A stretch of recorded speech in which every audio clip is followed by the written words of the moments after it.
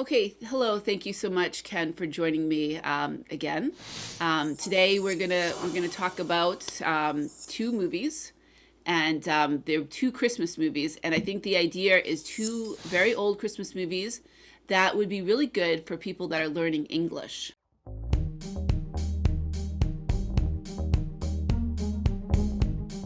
Learning English. Yeah. Oh, well, absolute pleasure to be here again. And yes, two of my favorite films, actually.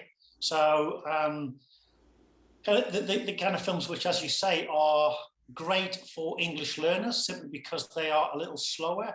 The storyline is really clear, and I just think they're great films. They're just great films to watch any time of the year, not just Christmas. Yeah, absolutely, absolutely. I think the first one, I mean, It's a Wonderful Life, filmed first. That one, I was surprised when you had said to me that it was not a success in its time. It seems like Mm. it was filmed and it cost them $3.6 million to make, and they only made 3.3 million. But it is one of the most broadcast films ever, I believe. You can usually during the month of December always find some channel playing it, replaying it, and it's something that I always watch more than once during the Christmas season.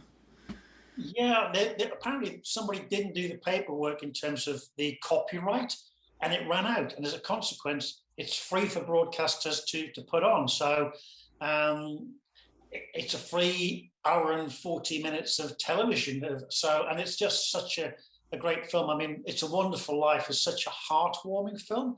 And again, I just recently rewatched it and was actually amazed to see how much humor, very subtle humor, comes into the film, as well as the dark sections of the film. There's Mm. lots of little humorous bits and pieces which pop up through the film all the way through. So, and the characters are they're just really well developed from the very beginning. George Bailey, played by James Stewart, is you just the craft of the filmmaker to give us the history and the strengths and weaknesses of this character.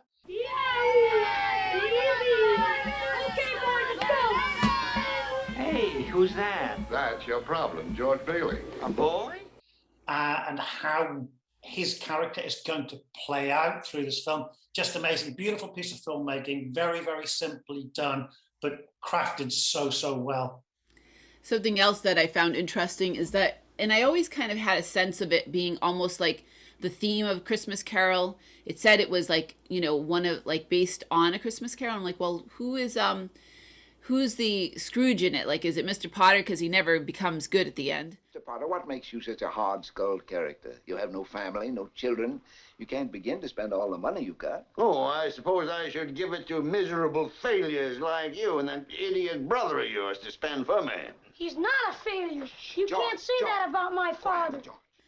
In fact, downright evil to the very end by stealing this 8,000. Well, knowing that he had this $8,000 that the Uncle Billy accidentally gave to him, and covering up that fact. But it does have those themes, I think, of like showing the life before and what would come if I guess if George Bailey never lived and all that. So then the whole angel coming to kind of show him this. Yeah, no, the character of Mr. Potter is, yeah, I think you could definitely equate it to a Dickensian character, and again, the angel. I mean, yes, never thought of that, but actually, it does have a lot of things in common with the Charles Dickens stories. How much I don't know. I've never gone into it. I kind of watched the film just as a pure piece of something which is a tearjerker at the end as a film, and where you really feel empathy for this guy. You really feel empathy, and you feel how much warmth and love there is from his community, and how much would have been lost if he hadn't have been around. I mean, I think we can all empathize in some respects. If you lose your parents or some great friends, and you kind of think, my God, what would my life have been if these people had still been around? So the idea of him never having been born is a great idea. What would the world have been like if I hadn't been born, or if somebody I had known well hadn't have been born, who was important, who was pivotal in my life? How would my life have panned out? How would the lives of all of my friends have panned out? I mean, I suppose you could equate that to a teacher who really just took you on board at school and brought you out and just made you the person you are, or just gave you that desire to do it, to be somebody, to take up a job which everybody else said, well, you can't do that. Because I know one of my own teachers he just said, no, you're great at art, you're great at this, go for it. And everybody else is going, no, you're never going to succeed. And if he hadn't have been part of my life, where would I be now? Yeah. And other things that I find interesting, it follows like some historical things, like when George Bailey, or the pharmacist that he worked for, got the telegram. George! Yes, sir? You want to pay to be a canary? No, sir.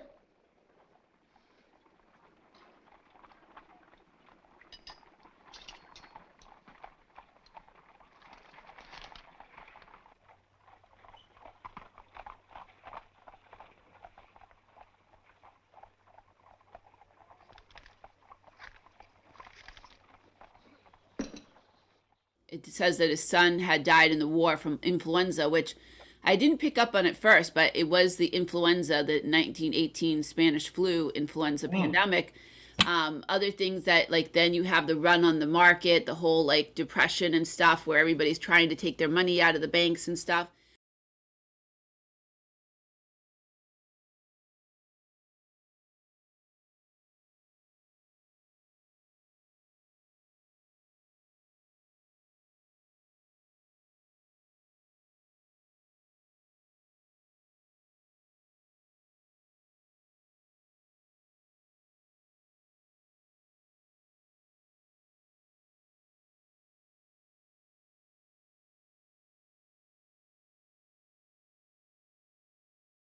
So it's kind of like, and then the war, his brother goes to war and he can't go to war because he has the bad ear. Again, because he saved his brother when he was a kid. So it kind of is like following along some historical time period of like 1918 to like 1940 something. Yeah. The end. Well, I think the actual end scene is Christmas 46. So Christmas 45 into 46. So it's just after the war, obviously. So that would have been the late part of 45. I suppose, I think the thing is, when that was written, all of that history was very, very relevant to everybody watching that film, because they would have been brought up knowing about the Spanish flu. They probably lived through it, the Depression, the war, obviously. So I think to write it in a way which had total relevance in terms of people's history of that period of time, you'd have to, and it just works. It just works so well. I mean, to bring in the death of the son of the pharmacist from influenza, and him potentially being so upset and drunk, and then potentially, the potential poisoning of somebody else because of the mistake he makes, and that leading to George being hit by him because he gets really angry on his damaged ear. Just the whole plot, everything is so beautifully interwoven. It's like there's nothing where you kind of think, that's strange, why is that? Everything is linked beautifully. And very simply, there's not complicated storyline to it. It's just really beautifully, simply put together, easily read, and for a non-native audience who might be struggling with just the comprehension of the spoken side of it, they're not having to fight with fast-moving action and fast cuts. It's very slowly cut. I mean, the edits are incredibly slow. There's no fast pacing in the film. Everything's just so gentle. And one of the things I took from the last time I watched it, which I've never really paid much attention to, is there's virtually nothing in close-up. Everything is in sort of You're 2D. right. There is one There's- scene though that they actually apparently was not really scripted, but in the bar when he's crying, he's actually really crying. He's emotional from the whole scene. And the director, apparently, I was reading the little trivia facts on it, he decided to really blow that up. So apparently it's more grainier than the rest because it wasn't really scripted that he was going to be like, he was really moved by the whole acting and everything else. That wasn't really scripted that he was going to be crying. So they blow that part up. So I never noticed that. I'm at the end of my rope. Show me the way. Oh, God. And another thing that I was watching it actually twice. I watched it first. It was on Amazon Prime. And I just clicked on it and I'm like, oh, it's in black and white. I thought that was in color. So we watched the whole thing. And then I decided to watch it again. And apparently it's in color. And my daughter's like, wasn't it in black and white last time we watched it? I'm like, oh. And I told her how they individually painted each piece of film because it was in black and white in the time to colorize it. It was done by individually painting. Yeah. These days it's all CGI. It's artificial intelligence. I think they pick up the first few frames and then artificial intelligence runs with the picture. Yes, in the old days it would have been hand painted cell by cell near enough, which is one hell of a laborious process. But yeah, going back to the shots, the way that, because obviously as a cameraman I'm watching these things, but he makes a couple of approaches to camera and I'm going to mimic it. He goes, and they are the only close-ups where he physically kind of comes up to camera for some reason. So for me as a cameraman, I look at it and it's very simple camera work in comparison to the way most films are made today of any real budget. And that would have been a real budget film in its day. I mean, as you say, it didn't quite make its money back, but I mean, they built that entire street. Yeah, I was looking that up too. They built like it was 300 acres or something. Like there was the whole main street. There was a section of the slum area, a section of the area that this houses that his family, the building and loan built. There was, the house, and the swimming pool scene, my favorite. They're dancing and they're doing the Charleston and it's a contest.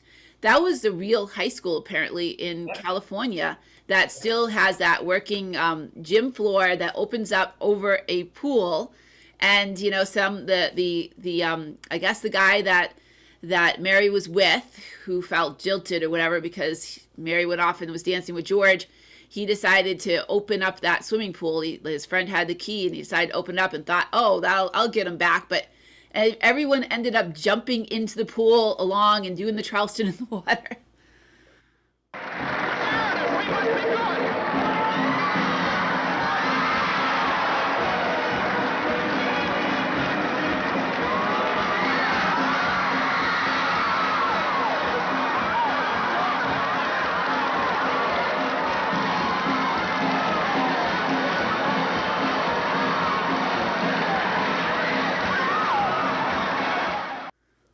Yeah, a lovely scene. And again, I had a quick look through. On my DVD, there's a little documentary at the end of it, and that runs through some of the bits and pieces. But yes, I mean, obviously, in those days, shooting on location was much more problematic.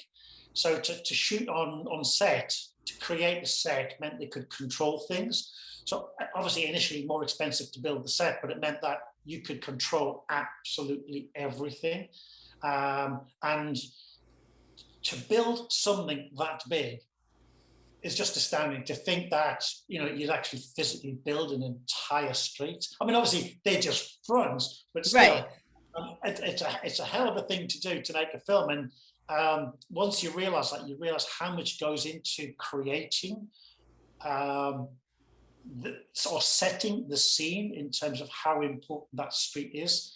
The whole line of the film is based around action happening in that street, people meeting in that street, fights happening in that street, or the gunshot with the police and what have you. So just amazing. And also just the snow, the fact that, again, this little documentary highlighted how they developed new techniques for creating snow in cinema. Yeah, I was reading about that too. Apparently the first... they used cornflakes that were painted white, but it was too noisy. So then they used something else. I don't remember exactly, but it was this other kind of chemical thing that could come down silently because they had to redub that part where he's on the scene and it's like snowing because the cornflakes coming down. Although, like with the wind, it looked like really good snowflakes, but it was too loud. I could imagine Mr. Kellogg's making a lot of money out of that. Yeah, right. Exactly. Just like 10 tons of cornflakes, please. Yep. So, and then I guess they made a lot of artificial snow for the town too. So that, like, you know, all that snow, like covering everything. And yeah, you see it on the wheels of the cars, you can see it sort of sticking the foam stuff, but it was a mixture of lots of different things.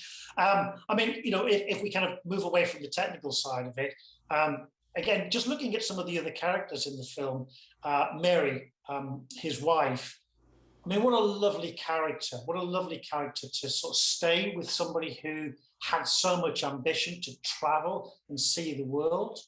And, you know, just her dedication to George is just so lovely. As a person, she kind of dedicates her life to him, and she dedicates her life to building a home out of what is a physical wreck of a house.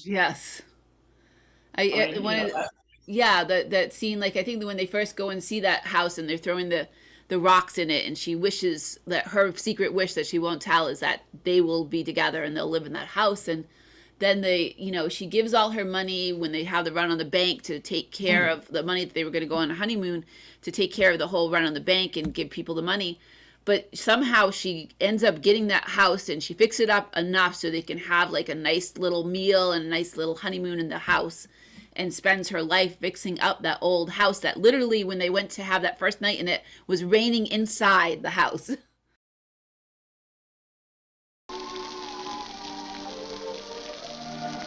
Hiya, good evening, sir. Entree, monsieur. Entree.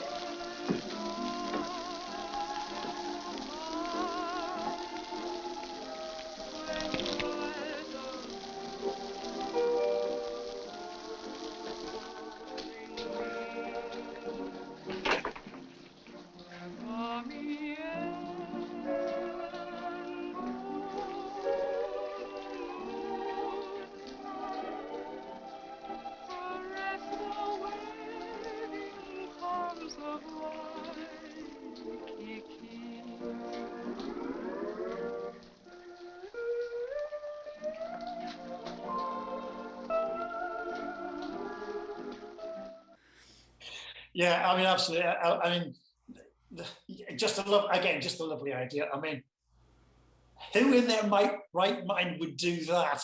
Right. Only in cinema, only in cinema. But hell, it just works. It just works to show her love and dedication to her new husband, the person she's always been in love with. Yeah. So yeah, I mean, just yeah. So it's that the first scene we see them together in when he's working as a 12-year-old for the drugstore.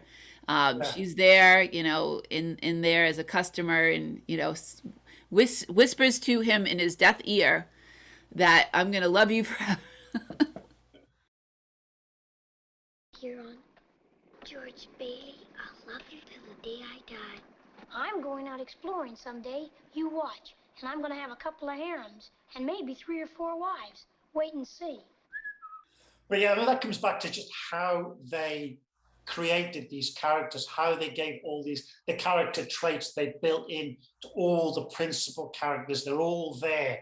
You know, they just build it all. So as you're going through, you're picking up all these keys, all these little pieces of information which allow you as the viewer to really get a sense as to who these people are and how these people are going to be formal in terms of the main character, how they're going to help George out, how much they support George and how much George supports them. So yeah, I mean, I think, you know, you look at Clarence as well. I mean, what a great character as an angel. I mean, not exactly the way you would expect an angel to be. This little sort of fat, dumpy old man who's very awkward, but he only turns up. I mean, apart from the audio side at the very beginning of the film, he only really turns up in the last 20 minutes of the film. Yeah. You know, and how they kept him out. He's just there in the background. Like you, he's observing. He's gaining this understanding as to George and George's life and what George is giving to everybody around him, and what he's losing in terms of his own desires to travel and be an explorer. And so I think we're in the same position as Clarence. We're just there observing George and George's life. And then Clarence obviously comes in, and he's quite, I mean, obviously I've seen the film several times, but I think for anybody who hasn't seen the film, this idea of this angel is not Clarence. he's definitely the you know, I'm expecting some, I don't know, some beautiful, I don't know, sort of little round face youth, but I don't know. I wasn't, you know, I don't think I would expect Clarence the way he's been brought into the film. It's not my idea of a little angel. So, but a beautiful character, an absolutely beautiful character.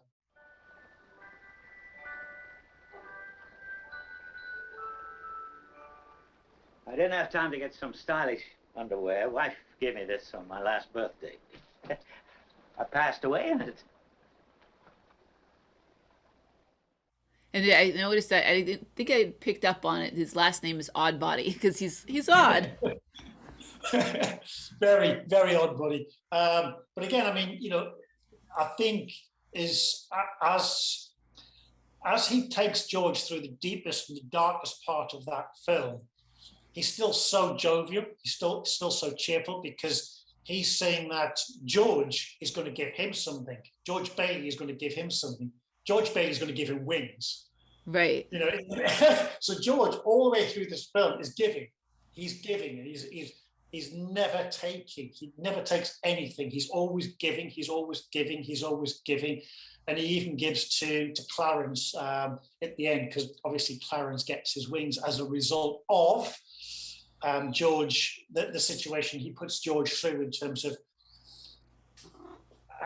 how do you put this, so that, you know, giving George the experience of never having been born, and showing George what the world would be like if he, you know, had he not been born, the world would be a very different and a very poor place as a result.